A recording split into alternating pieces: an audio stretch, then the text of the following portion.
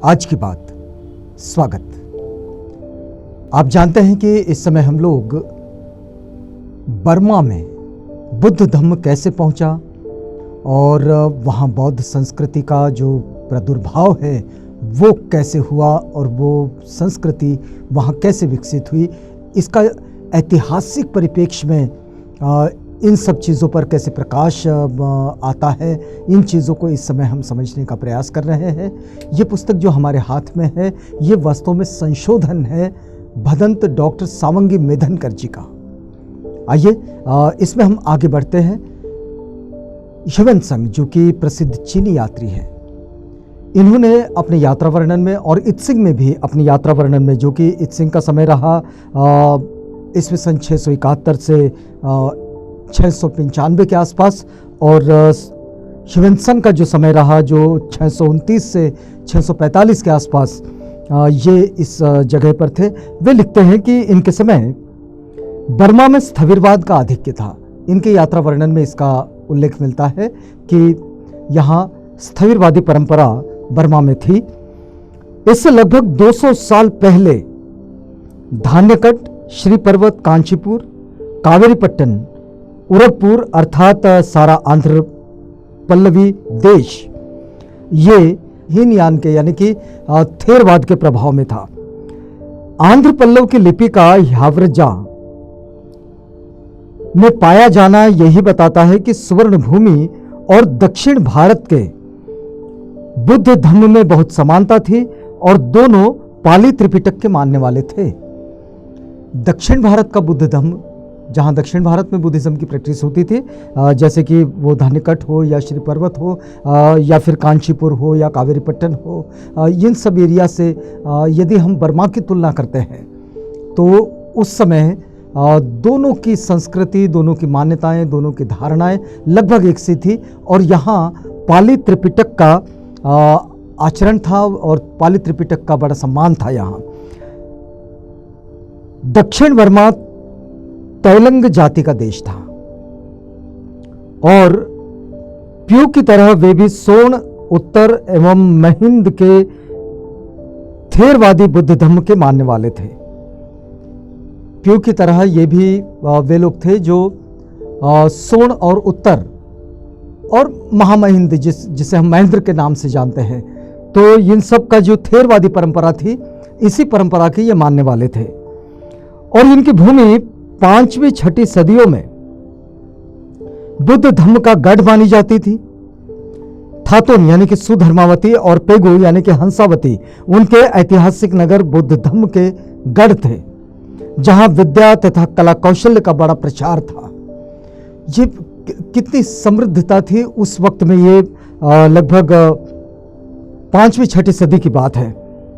और आरंभ से ही तो 1056 तक स्वर्ण भूमि का संस्कृति केंद्र थातोन रहा।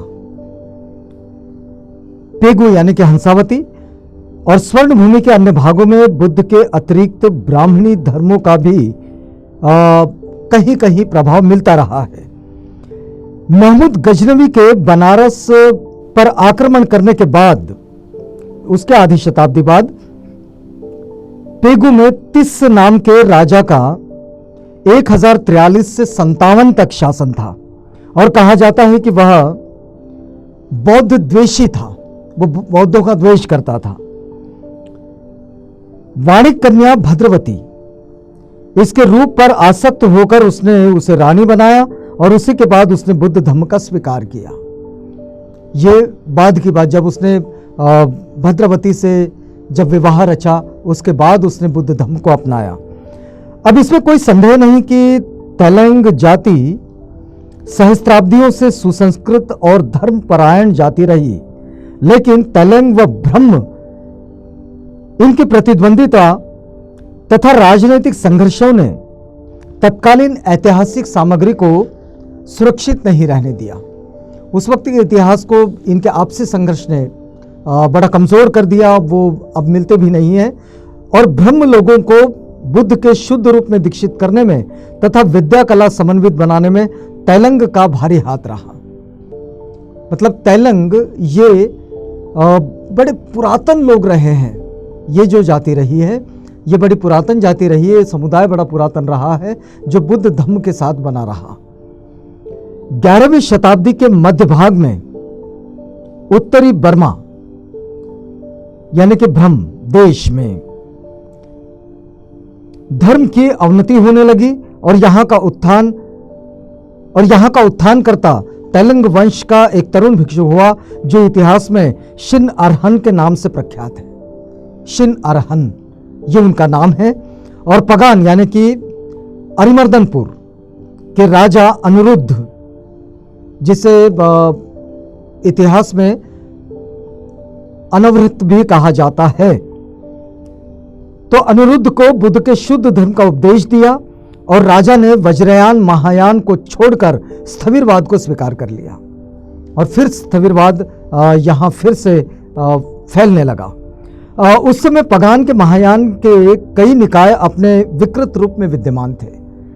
अब देखिए ये तो अपनी अपनी परंपरा है और लोगों की जीवन शैली का हिस्सा है। लोग बहुत सारी चीज़ें मूल चीज़ों में जोड़ते चलते हैं और मूल चीज़ों से बहुत सी चीज़ें घटाते चलते हैं, तो वक्त के साथ चीज़ें बदलती भी रहती है। अब देखिए कि राजा अनिरुद्ध ने अपने चतुर मंत्री को उपहार देकर थातोन के राजा मनोहर, जिनका नाम मनुहार के रूप में आता है, इस मनुहार के पास धर्म ग्रंथों एवं धातुओं को मांगने के लिए भेजा था। तब राजा मनोहर ने उत्तर दिया था। उत्तर देखिए बड़ा मजेदार है। वो कहते हैं कि तुम्हारे जैसे मिथ्या दृष्टि के पास त्रिपिटक और धातु नहीं भेजी जा सकती।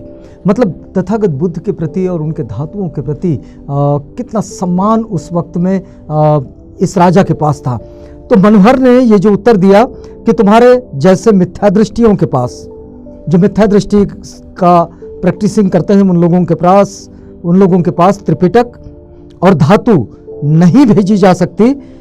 केसरी सिंहराज की चर्बी सुवर्ण पात्र में ही रखी जाती है, मिट्टी के पात्र में नहीं।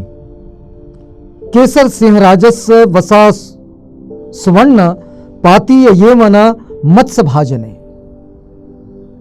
कहा गया है कि सिंहराज यानी कि तथागत की बात हो रही है, इनका जो धातु है ये धातु स्वर्ण पात्र में ही रखे जाते हैं, मिट्टी के पात्र में नहीं।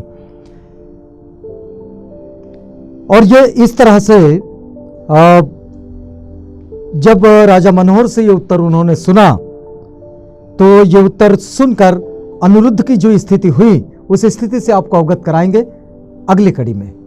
यहां रुकते हैं इस वादे के साथ कि कल आपसे पुनः भेंट होगी जब हम इसी बात को आगे बढ़ाएंगे। तो तब तक के लिए हमें इजाज़त दीजिएगा।